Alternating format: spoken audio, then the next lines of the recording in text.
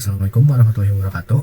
Perkenalkan, nama saya Alif Akbar Aryan. Di sini saya akan mempresentasikan tugas untuk mencari tahu dan mendalami salah satu materi yang diberikan. Saya kebetulan mendapatkan materi tentang NLP, yaitu Natural Language Processing. Di sini saya sudah ada PowerPoint presentation berjudul penerapan AI dalam Natural Language Processing atau NLP. Nah, apa itu NLP? NLP adalah subbidang AI yang fokus pada pemahaman dan pengolahan bahasa manusia. Aplikasi NLP banyak digunakan dalam kehidupan sehari-hari seperti asisten suara, yaitu seperti Siri, Alexa atau Google Assistant, chatbot seperti ChatGPT dan Gemini dan sebagainya macam, dan mesin pencarian pencari. Untuk lalu NLP juga menjadi dasar era generatif AI seperti model bahasa besar yaitu GPT dan bot yang dapat membuat teks atau memahami konteks bahasa secara mendalam. NLP dalam kehidupan sehari-hari kita sebenarnya udah banyak ya, mungkin dipakai ini sehari-hari. Seperti mesin pencarian pintar, mungkin tidak banyak yang pakai, tapi ada website namanya Perplexity.ai. Nah, itu semacam Google tapi menggunakan AI dan menampilkan poin-poin besar dari pencariannya. Tapi sekarang juga ChatGPT sudah bisa menjadi mesin pencarian pintar. Lalu asisten suara, nah Siri dan Alexa dan juga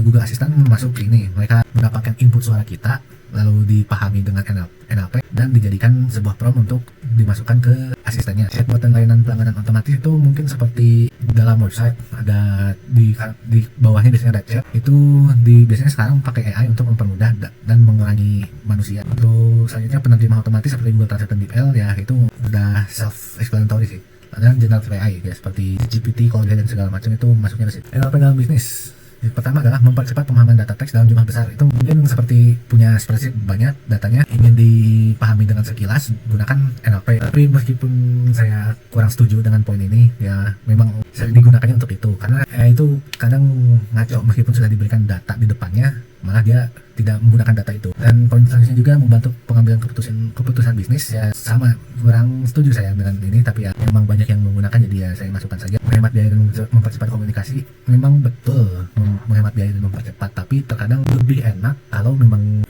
mengobrol dengan manusia asli. Dan AI kadang jawabannya kurang tepat, itu meningkat efisiensi, ya memang meningkat efisiensi, tapi ya itulah, terkadang meski sudah diberikan data dia masih ngaco. Dalam akademik, ya ini poin pertama yang saya interested gitu ya. Asisten bagi penyandang disabilitas, misalkan orang tuli atau lebih ke orang bisu sih, mereka bisa menggunakan AI untuk mentranslate bahasa tangan mereka menjadi bahasa yang mungkin sama AI-nya tuh diucapkan, jadi mereka bisa berbicara dengan AI gitu. Karena mayoritas orang belum paham bahasa tangan. Jadi dengan NLP ini para disabilitas bisu bisa berkomunikasi dengan lebih mudah.